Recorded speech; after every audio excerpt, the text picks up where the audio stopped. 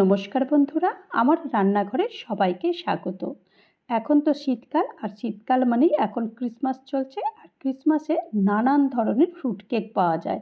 আর এই বাড়িতে যদি সেই ফ্রুট কেকগুলো বানানো যায় তাহলে কেমন হয়। আজকে সেই রকমই একটা ফ্রুট কেক আমি বাড়িতে বানিয়েছি। কিচ্ছু উপকরণ লাগবে না, ঘরে যা যা আছে সেই উপকরণ দিয়েই একটা দারুণ সুন্দর ফ্রুট কেক তৈরি করব। তো চলো দেরি করব না, তাড়াতাড়ি শুরু করি। প্রথমেই আমি গ্যাসে কড়াই বসিয়ে দিয়েছি, তার মধ্যে নুন আর একটা স্ট্যান্ড দিয়ে এটাকে 10 মিনিটের জন্য আমি রেখে দিয়েছি। আর এরই ফাঁকে আমি একটা কেক টিন নিয়েছি, কেক টিনের মধ্যে সামান্য একটু তেল নিয়েছি। তেলটা ভালো করে এরকম মাখিয়ে দিচ্ছি। মাখিয়ে দিলে কি হবে, যে যখন কেকটা হবে তখন কেকটা যখন পরিপূর্ণ হয়ে যাবে তখন এই টিনের গায়ে লাগবে না। আর এখানে আমি আগে থেকেই পেপার বাটার পেপার নিয়েছি। বাটার পেপারটা ভালো করে কাটিং করে রেখে দিয়েছিলাম। কাটিং করে নিয়ে তারপরে এরকম মাপ করে এরকমভাবে ভালো করে বসিয়ে দিয়েছি। এইরকমভাবে ভালো করে বসালে তাহলে যখন কেকটা তৈরি হবে তখন একদম কেক টিনে লাগবে না। চলো এবার কেকের ব্যাটারটা তৈরি করে ফেলি। তার জন্য প্রথমেই একটা ডিম লাগবে, আর এই মাত্র একটা ডিমেই দারুণ সুন্দর কেকটা তৈরি হবে। তো এই ডিমটা প্রথমে ভালো করে ফেটিয়ে নেব, কারণ ডিমের মধ্যে একটা আস্ত গন্ধ থাকে, তো সেই গন্ধটা যাতে একদম চলে যায় সেই কারণে ভালো করে ডিমটাকে ফেটাতে হবে। আর এখানে আমি 1/2 কাপ মতো তেল নিয়েছি, সাদা তেল, আর 3/4 কাপ মতো আমি এখানে পাউডার সুগার নিয়েছি।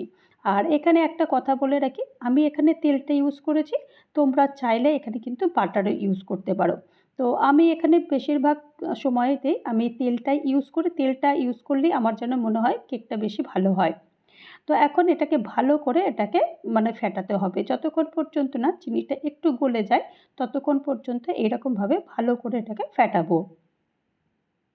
একটু ভালো করে ফেটাবার জন্য বা একটু তাড়াতাড়ি হবার জন্য আমি এরকম ইলেকট্রিক বিটার নিয়েছি।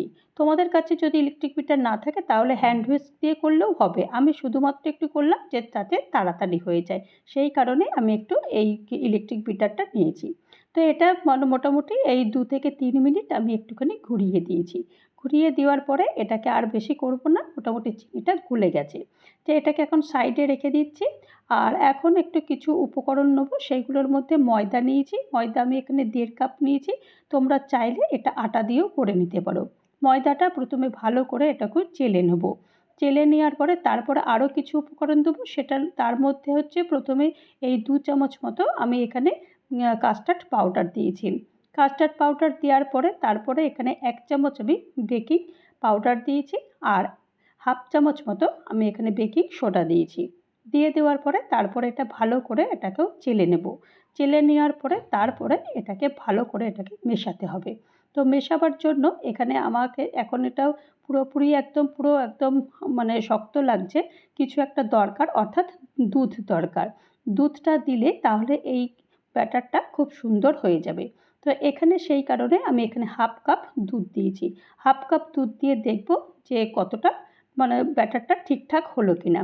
যদি প্রয়োজন হয় তাহলে আরেকটু দুধ দেবো। তো প্রথমে আমি 1/2 কাপ দুধটা দিয়ে দেখেছি যে মোটামুটি একটু ঠিক হচ্ছে, কিন্তু আবার একটু টাইটও হয়ে গেছে। তো সেই কারণে আরেকটু আমি দুধ দেবো, কারণ কেকের ব্যাটার একদম শক্ত হয়ে গেলে কিন্তু কেক ভালো হয় না। শক্ত হয়ে গেলে তাহলে কেক তখন আরও শক্ত হয়ে যাবে। তো সেই কারণে আমি এখানে এই 2 টেবিল চামচ মতো এক্সট্রা আমি আবারও দুধ দিয়েছি। দুধটা দিয়ে দেওয়ার পরে তারপরে আরও ভালো করে এটাকে মেশাতে হবে। আর দুধটা কিন্তু আমার অবশ্যই রুম টেম্পারেচারে ছিল, এটা কিন্তু একদম গরম দুধ নয়। তো আমি গরম দুধটাকে আগে জাল দিয়ে নিয়েছি, জাল দিয়ে তারপরে রুম টেম্পারেচার করে নিয়েছিলাম। কেক বানাবার সময় সবসময় একটা খেয়াল রাখতে হবে, যে জিনিসগুলো আমরা দিচ্ছি সেই জিনিসগুলো কিন্তু একদম রুম টেম্পারেচারের হতে হবে, যেন একদম ফ্রিজ থেকে এনেই এটা দেওয়া না হয়, তাহলে কিন্তু কেক একদম ভালো হবে না। তো দেখো এটাকে একটা খুব সুন্দর একটা স্মুথ ব্যাটার তৈরি হয়েছে।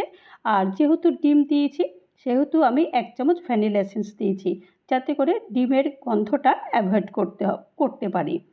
তো এখন ভালো করে ভ্যানিলা এসেন্স দিয়েও আরেকবার ভালো করে এটাকে মিশিয়ে দিয়েছি।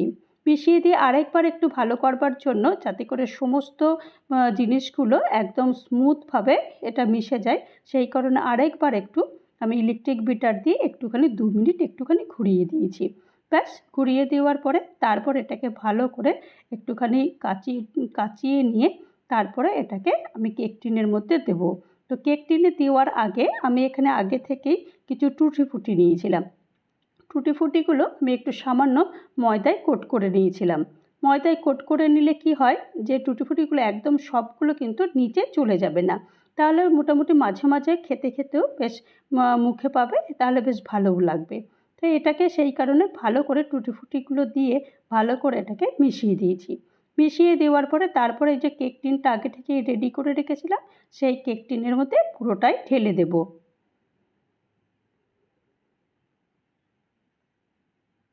পুরোটা ঢেলে দেওয়ার পর তারপরে একটু ট্যাপ করে দিচ্ছি, যদি কোনো এয়ার ভেতরে ঢুকে থাকে সেটা তাহলে বেরিয়ে যাবে। আর এই যে আগে থেকে প্রিহিট করতে দিয়েছিলাম সেই কড়াইয়ের ওপর এটা এখন বসিয়ে দেবো। বসিয়ে দেওয়ার পরে আরেকটু ওপর থেকে এই টুটি ফুটিগুলো দিয়ে দেবো, তাহলে দেখতেও ভালো লাগবে আবার খেতেও ভালো লাগবে। দিয়ে দেওয়ার পর ঢাকনা বন্ধ করে দেবো প্রায় 40 থেকে 50 মিনিটের জন্য। ঢাকনা কিন্তু আমি আগে একদমই খুলবো না। আমি ঘড়ি ধরে পুরো 50 মিনিট পর আমি ঢাকনাটা খুলেছি। খুলে একবার একটা টুথপিক দিয়ে একটা দেখে নেব যেটা হয়ে গেছে কিনা। তো দেখো টুথপিকে একটুও লেগে নেই, তার মানে বোঝা যাচ্ছে কেকটা পুরোপুরি হয়ে গেছে। তাছাড়া আমি একবার হাত দিয়েও দেখে নিয়েছি যে হাতে কিন্তু একটুও লাগছে না, পুরোপুরি কেকটা পুরোপুরি সুন্দরভাবে বেক হয়ে গেছে। তো দেখো কত সুন্দরভাবে বেক হয়েছে আর কত সুন্দর দেখতে লাগছে। তো চলো এটা একটু ঠান্ডা হোক, ঠান্ডার পর তারপর এটাকে কাটবো। তো এখন মোটামুটি বেশ একটু ঠান্ডা হয়ে গেছে। আর আমি প্রথমে মানে সুন্দরভাবে এটা ওঠাবার জন্য আমি একটু চারিদিকে চাকু দিয়ে একটুখানি ঘুরিয়ে দিচ্ছি, তাহলে খুব সুন্দরভাবে উঠে যাবে। দেখো কতটা স্মুথভাবে উঠে গেল, আমাকে কিন্তু কোনো প্রেসারই দিতে হলো না।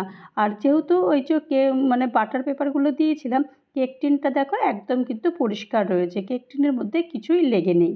তো এখন এই বাটার পেপারগুলো সব ছাড়িয়ে দেব।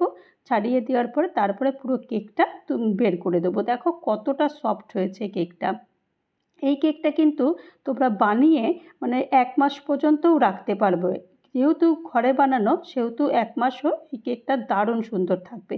দেখতে দেখো কতটা সুন্দর হয়েছে। আর চলো একটু কেটেও দেখাই যে কেকটা কতটা সুন্দর হয়েছে। তো আমি তোমাদের এমনি কেকটা কেটে দেখাচ্ছি। দেখো তোমরা দেখলেই বুঝতে পারবে কতটা জালিদার হয়েছে আর কতটা সফট হয়েছে।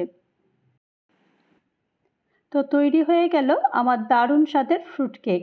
এই ফ্রুট কেকের রেসিপি যদি তোমাদের কারোর ভালো লাগে তাহলে অবশ্যই একটা লাইক করো, পারলে কমেন্ট করো, পারলে আমার চ্যানেলটা সাবস্ক্রাইব করে আমার পাশে থেকো। ভালো থেকো, সুস্থ থেকো, নমস্কার।